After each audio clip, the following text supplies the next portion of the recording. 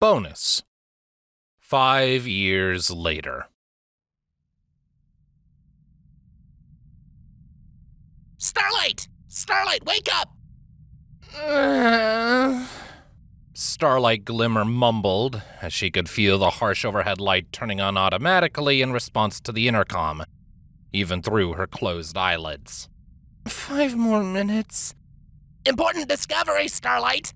Opportunity need to show you right now! A familiar robotic voice informed her. Her colleagues often had difficulty telling what the rover was feeling at any given time, but Starlight could tell the incredible excitement he was conveying. Scientists and wizards from 2 worlds had tried to come up with a better speech synthesizer for the rover, some of which sounded much more human-like in their inflections, but none had ever come close to matching the preciseness of the simple system Trixie had pioneered, and so both Oppie and Starlight preferred it. Meet you at airlock 2 in 5! Starlight rolled out of bed with a groan and landed on all fours. When she looked into the mirror, that made for a slightly comical sight.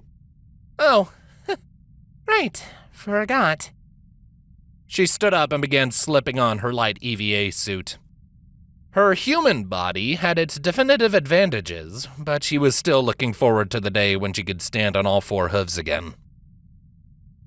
She had invented a way for the mirror portals to retain the original species of whoever went through one herself, but that feature had been disabled when she and the ESP crew signed on for this mission. What had taken politicians and agencies on both sides months to figure out, most scientists and engineers who had drawn up the mission plan had known very early on.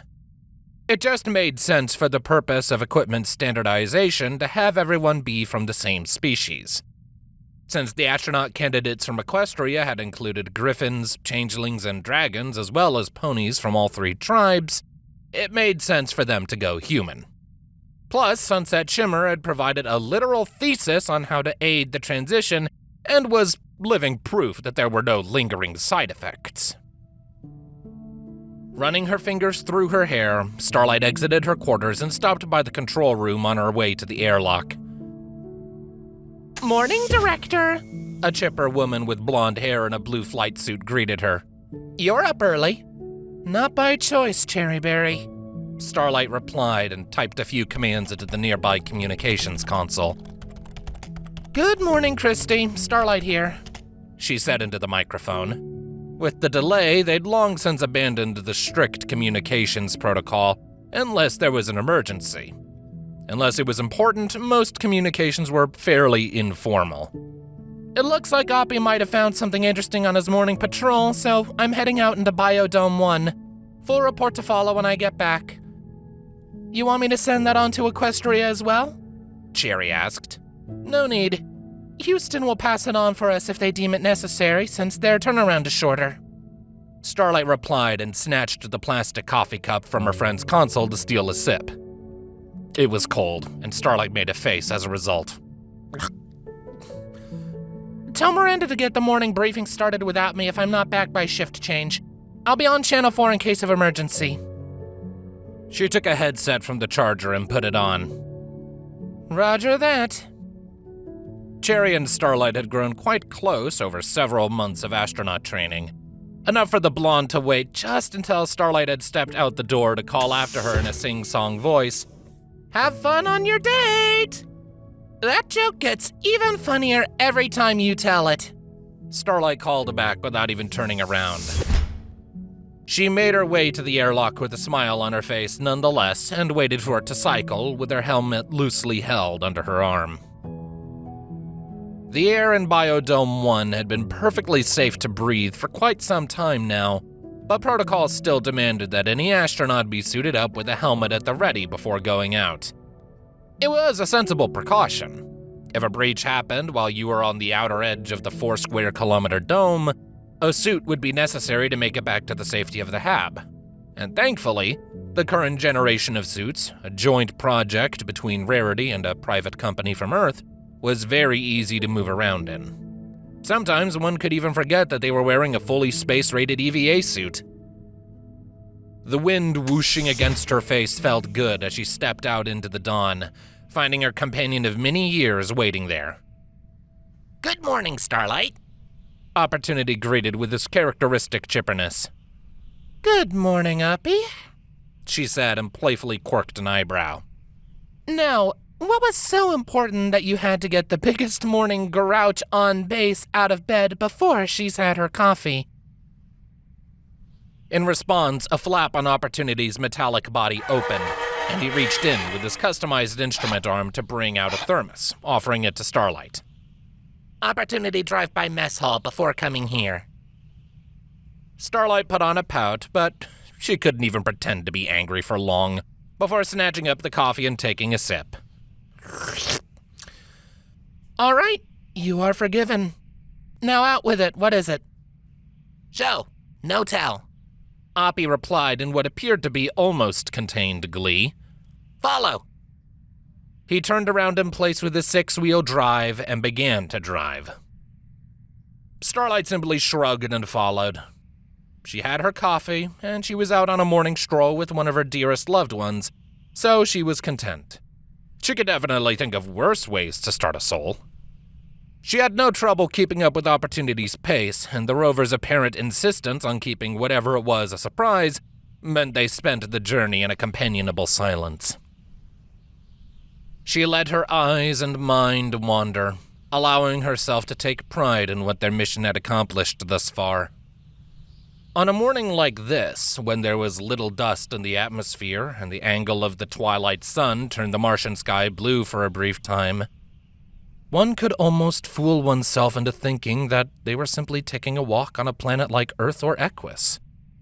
Only the faint edges of the transparent aluminum hexagons that formed the outer shell of Biodome 1 gave away the illusion, if one knew what to look for. Knowing that beyond, Mars was still as uninhabitable as it had been for millennia, and likely would be for many more. It's not much yet, she thought to herself as her boots left footprints in the barren red sand. But damn it, it's a start, and someone has to go first. Might as well be us. Here! Opportunity's announcement pulled her out of her reverie, and she looked around, unable to spot what he was getting at. There wasn't much to look at. Much of Biodome 1 looked the same. Utopia Planitia had been deliberately chosen as the site because it was so flat and featureless. Noticing her confusion, Opportunity helpfully clicked on the flashlight installed in his instrument arm. There! Look! Starlight gasped, dropping her helmet in the sand and letting it bounce away without a second thought. Pony instincts taking over, she dropped onto all fours to get a closer look, bringing her face close and reaching out with a trembling hand towards the small, green sprout amid the sea of red sand.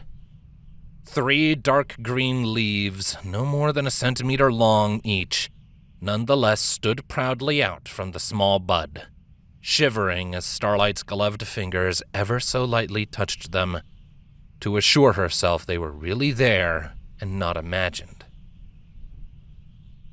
She looked up and smiled at Oppie. Then she began frantically looking around, mentally calculating the distance and direction they had walked from the hab. Where are we? What plot is this? 42. Opportunity informed her immediately, and clearly having anticipated the question. This one important to Starlight, yes? The grin on Starlight's face grew positively goofy. Yes! Yes it is, Oppie! This is the seed we brought from the Tree of Harmony! She tapped the button on her headset to activate it. Starlight Glimmer to Utopia Hab, come in, over. Yes? Cherryberry's amused drawl could be heard over the static. Would you like to order some room service for the honeymoon suite? Normally, Starlight would have rolled her eyes at Cherryberry's favorite running gag. Celestia knew where or when she had come up with it, but right now, Starlight could not have cared less. Message to Houston and Canterlot Direct immediately. She took a deep breath to steel herself and make sure her voice didn't crack at what she was about to announce. Message reads, "It's Martian Arbor Day." There was a profound silence at the other end of the line. Utopia Hab, did you copy that? Starlight asked after a few seconds. Holy shit! Cherry replied with one of her favorite human phrases she'd picked up during training at JSC. Yes, yeah, by which I mean copy that. Connecting to EDSN and relaying now, over and out. Starlight turned back towards Opportunity with tears in her eyes. The rover was rocking back and forth on his wheels in excitement, and she simply threw herself forward, hugging him around his camera mast. Thank you, Oppie. There's nobody in all the universes I would be happier to share this moment with. Oppie returned the hug by gently wrapping his instrument arm around her. New discovery never gets old, he said sagely. After all, he had made more discoveries than most explorers could dream of. But never in his initial 15 years of exploration did he have the chance to share one so immediately and so intimately.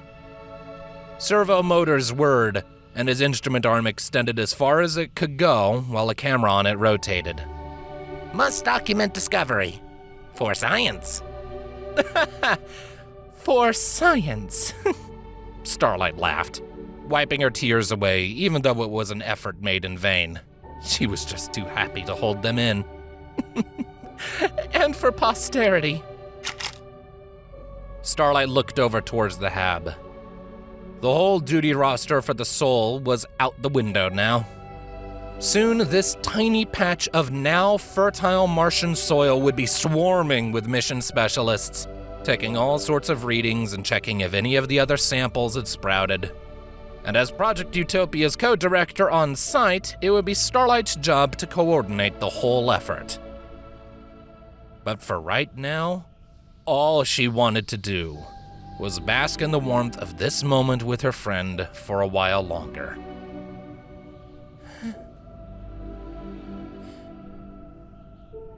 Oppie, she said, why don't we take the scenic route back to the Hab? How's your battery? My battery is full, Opportunity replied. And the sun is rising.